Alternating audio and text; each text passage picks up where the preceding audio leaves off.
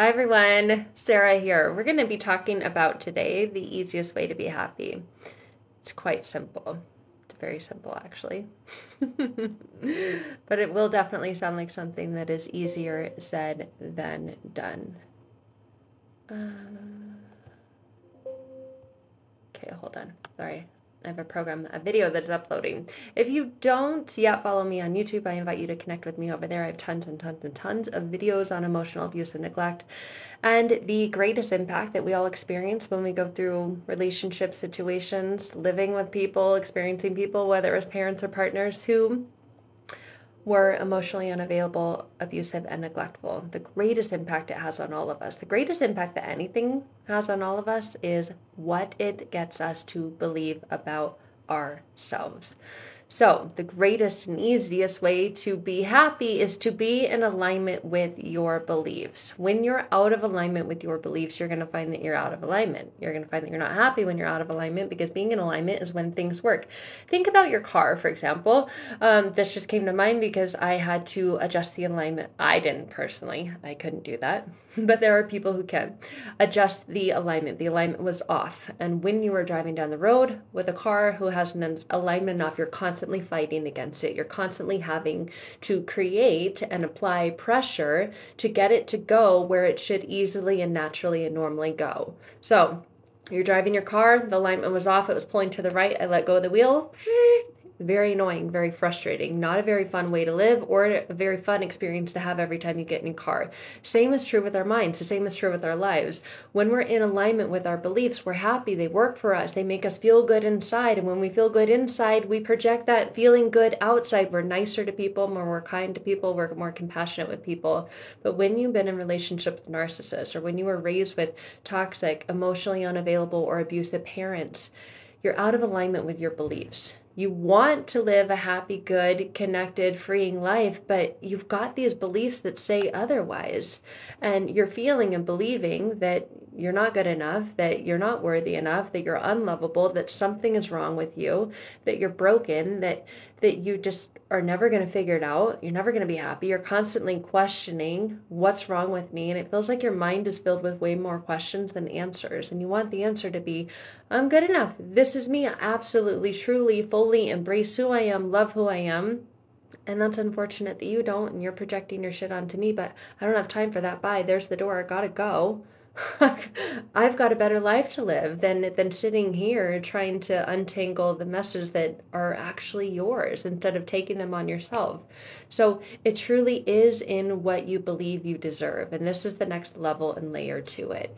It's not it's not that easy, right? You can just say, oh, go be happy. But when your beliefs are not in alignment with happiness, with you believing that you deserve to receive happiness because you didn't receive happiness then, and those people, they put that onto you. They said it was your fault. They said that you were the reason. They said it was your job to make them happy, or they never said that, but you believed that it was because you've had past experiences of it.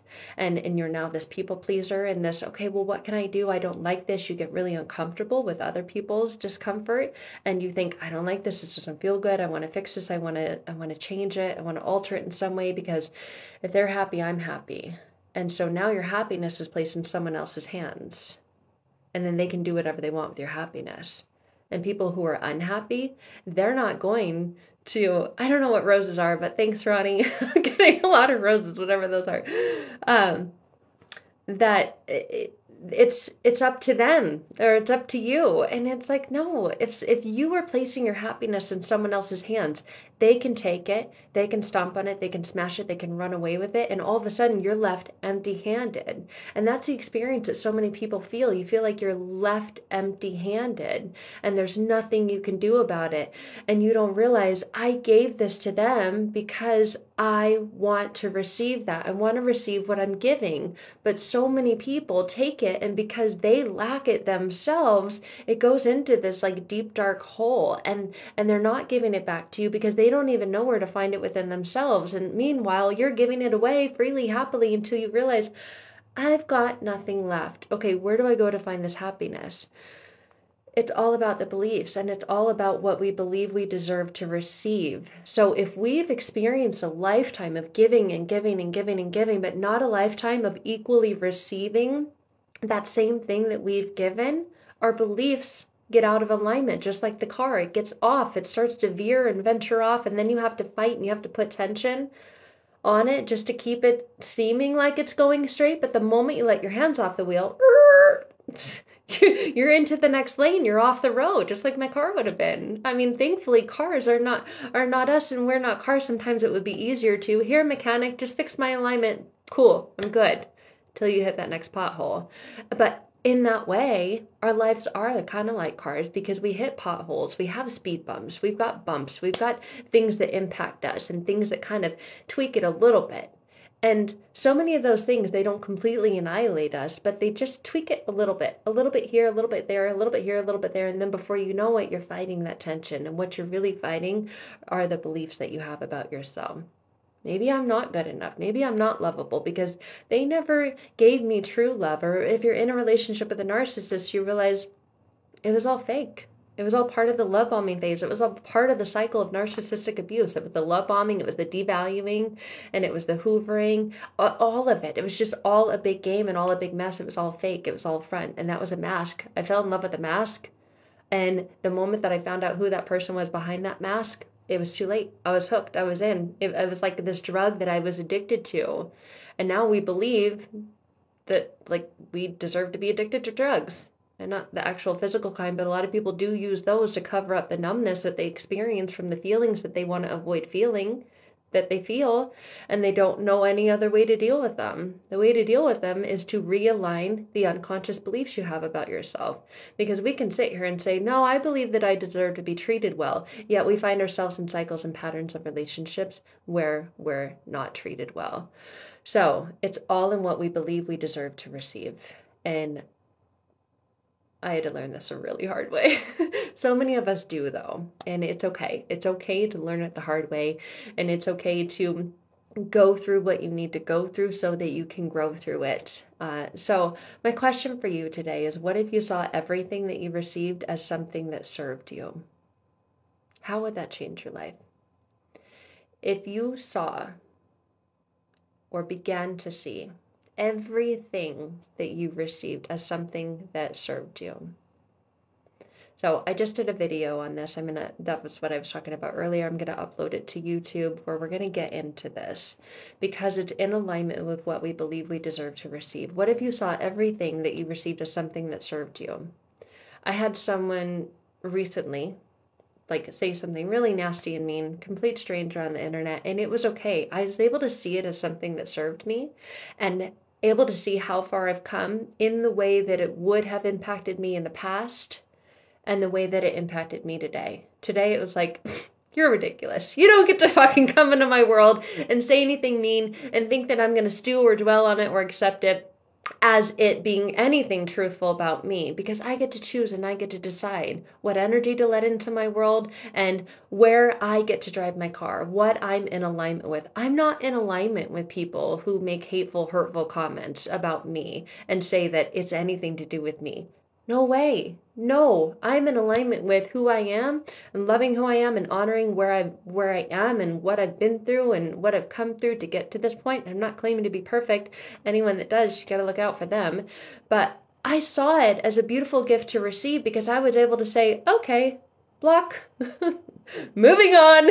Whereas in the past, I would have sat there with tears streaming down my face, reading the comment, crying over the comment, calling my mom, calling a friend, and going, you won't believe what this person said about me. Oh my God, this is what they said. Really? Like, this, what I was trying to say was, and I would try and over-explain and justify and defend my point of view and my stance, and they have no idea what I've been through. I can't believe that they would say that about me. I bet they wouldn't say that to my face, and like, honestly need hours of therapy and counseling to just get over this one comment. So what if we saw or began to see everything that we receive as something that serves us?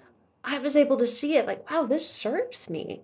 Thank you. Because this gets me in alignment with where I hoped I was going, with where I've been trying to go.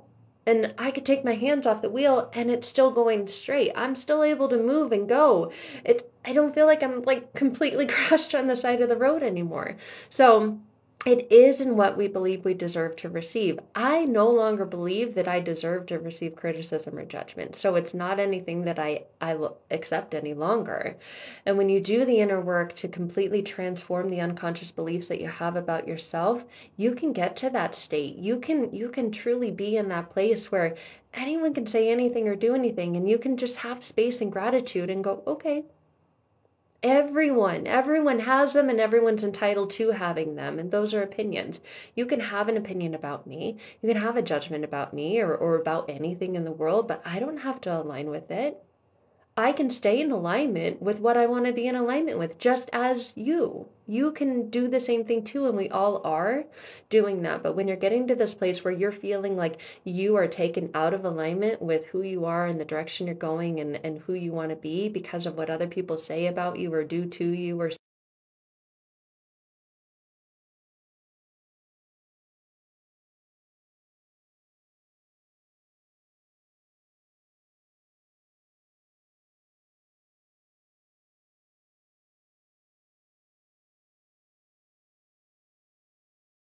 you come more back this way, and so you get back into alignment because you have a choice with what to do with it in that moment. You can choose to connect with it, align with it, believe in it, and that there's something wrong with you, or off about you and who you are, and go down that road of living your life that way. Or you can say thank you. I can choose to put this down. I can choose to block it, delete it, hide it, whatever. I can choose to not respond. I can choose to walk away from it. I can choose to leave it there. I can choose to give it back to you if you want, but I never suggest doing that because then they're going to get mad because they gave it to you in the first place because they didn't want it. So you can choose to just lay it down, leave it there, and stay in alignment with your own beliefs. I'm good enough. I'm worthy enough. I'm deserving enough. If you have something mean or horrible or bad to say about me, that's because you're feeling that within you, and I don't feel that within me towards you or towards myself. So I'm going to keep moving on, going straight, driving my car down the road, and moving on to experiencing and seeing better things for me, for you, for everyone, because it doesn't benefit you or me or anyone in the world to live in alignment with those things that are hurting you and that you're sharing with others and are hurting them too. So it is in what you believe you deserve to receive. And my question I want to leave you with is, what if you saw everything that you received as something that served you? Instead of getting mad about it, being grateful for it, receiving it, being thankful for it, even the things that were intended to hurt you. Seeing what it is that you choose to do with that you receive. Do you get angry? Do you lay it down? Do you use it to tweak your alignment to get back on course? Or is it something that takes you even further off the path? So, with that said, sending you so much love. I want to remind you guys as well, I'm having my master class on December 10th. It's called The Truth, because so many of us who have come from emotionally abusive, neglectful, and traumatic past, we believe lies as truths. Our subconscious beliefs are off. And so what we believe and what we're receiving and what we believe we deserve to receive is completely off. We're out of alignment. We're off the course. So our masterclass is called The Truth.